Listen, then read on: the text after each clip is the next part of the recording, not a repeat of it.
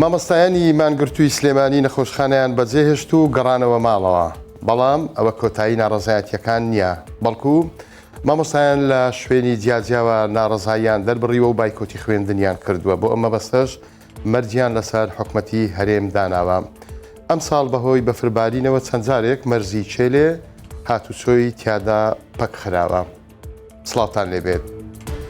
مامۆستا و فەرمانبەرانی مانگرتووی سلەیمانی گەڕانەوە ماڵەوە دوای ئەوەی چەند ڕۆژێک لە نەخۆشخانە بوون، بەڵام بە قسەی یەکێ لەو مامۆستایانە بێت لە ڕۆژانی داهاتوو بەرنامەی دیکەیان دەبێت.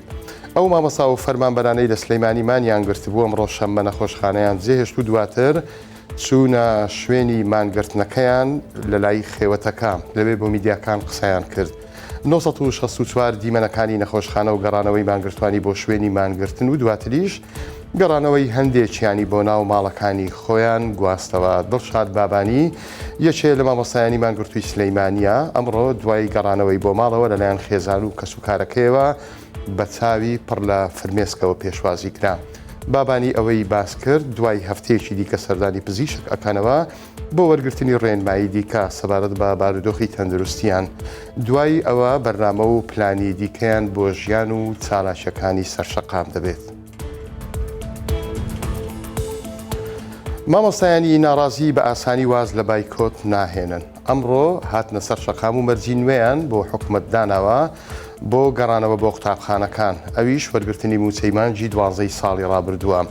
هەروەها داواشیان کردووە تەوتینی موچەکانیان بکرێت. ئەمڕۆ لە سنووری پارێزگای سلێمانی هەروەها هەڵەبجە ئیدارە سەربەخۆکانی ڕاپەڕین و گەرمیان مامۆستایانی ناڕازی بەردەوامی بایکۆتیان ڕاگەیاند و بۆ میدیاکانیش قسەیان کرد. ئەوان ئەڵێن دوا دەرفەت دەدەنە دەسەڵات بۆ دابەشکردنی موچەی مانگی 12 ساڵی ڕابردوو دەربڕینی ڕەزامەندیش بۆ تەوتینی موچەکانیان لەسەر هەردوو بانکی ڕەشید و ڕافیدێن بە پێچەوانەوە دەڵێن کۆتایی بە ئەم ساڵی خوێندن ئەهێنن. چاوەڕوانی شەکرێت بەڕێوەبەرایەتی پەروەردەکانی سنووری پارێزگاکانی سلەیمانی و هەڵەبجە لەگەڵ ئەو دوو ئیدارەی دیکە خۆیان لەم بارەیەوە بڕیاری پێویست بدەن. ماوەی نزیکەی 20 ڕۆژە کاتی دەوامی وەرزی دووەمی خوێندن لە هەرێمی کوردستان دەستی پێکردوتەوە و مامۆستایانی ناڕازیش بەردەوامن لە بایکۆتکردن.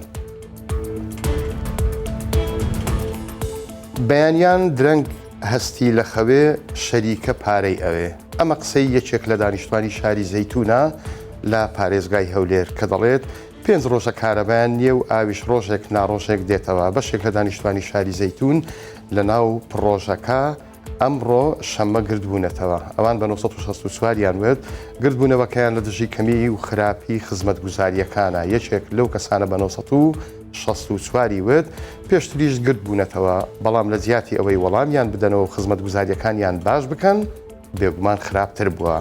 وەک دەڵێت 5 ڕۆژە کارەبایان نییە و یەک کەس نەهاتووە بەدەمیانەوە. بە 2 ڕۆژ جارێکیش ئاویان پێ ئەدرێت. وتیشی بەیانیان درەنگ هەستی لە خەوێ شەریکە پارەی ئەوێ. ئەوانەی گردبوونەوە دەڵێن وەک ئەوەی کرێتی بین بە هەموو شێوەیەک پارەمان لێوەر ئەگیرێت، بەڵام خزمەتگوزاریەکانیش وەکو پێویست نین. بەهۆی بارینی بەفرێکی زۆرەوە لە سنووری مەرزی چێلێ کە کەوتۆتە سنووری قەزای پشدەر هاتوچۆی گەشتیاری و بازرگانی پەچی کەوتووە. ئەباس عەزیز بەڕێوەبەری گومرجی ڕاپەڕین بە 964 وێت بەهۆی بارینی بەفرێکی زۆر لە سنووری مەرزی چێلێ ماوەی 2 ڕۆژە هاتوچۆی بازرگانی و گەشتیاری لەو مەرزە پەچی کەوتووە. وتیشی کێشەکە لە دیوی ئێرانەوەیە و ئەوان بەشی خۆیان پاک نەکردوتەوە، واتە ئێران و 30 بۆ 40 سانتیمەتریش لە دیوی ئەوان بەفر کەوتووە، بەڵام لە دیوی هەرێمی کوردستان 10 بۆ 15 سانتیم بەفرباری بە. وتیشی شەو قسەم لەگەڵ بەرپرسانی مەرزی دیوی ئێران کردووە وتیانە ناتوانن پاچی بکەنەوە، ماوەیەکیشە بەهۆی بەفر و بەفربارین ناوە هاتوچۆکردن لە مەرزەکە پەچی ئەکەوێت. بە قسەی عەباس عەزیز ئێستا ڕۆژانە 150 تاکو 250 بار هەڵگر لە مەرزی چێلێەوە هاتوچۆ ئەکەن و 800 تاکو 1000 کەسیش لە نێوان هەرێمی کوردستان و ڕۆژهەڵاتی کوردستان دێن و ئەچەن.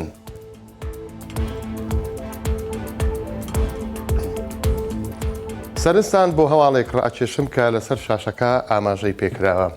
لە سنووری قەزای ئاکرێت چەند ئەشکەوتێکی شوێنەواری هەیە و ئەشکەوتانە مەڕووماڵاتی تێدا بەخێو ئەکرێ. بۆ زانیاریشتان ئەشکەوتەکان لە ڕووی شوێنەواریەوە تۆمار کراون، لێکۆڵینەوەیان لەسەر کراوە.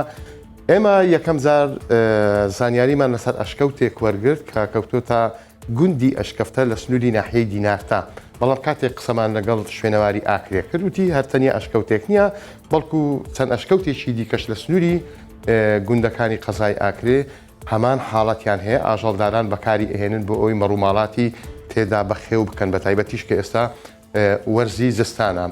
شوێنەوار وتی بەڵام ئێمە بێدەنگ نەبووینە ڕێکارمان گرتۆتە بەر ئاگادارمان کردوونەتەوەکە بە زووترین کات ئەو ئەشکەوتانە چۆڵ بکەن و لەگەڵ شارەوانیش قسەیان کردووە بۆی ئەشکەوتەکان پاک بکرێنەوە و چواردەورەی سیم بکرێ و دەرگاشی لێ بدرێ بۆ ئەوەی پێگە شوێنەواریەکان وەکو خۆیان بمێننەوە بۆ زانیاریتان ئەو پێگە شوێنەواریانەی لەو ئەشکەوتانەی ئاکرێ هەن ئەگەڕێنەوە بۆ سەردەمی سۆمەریەکان.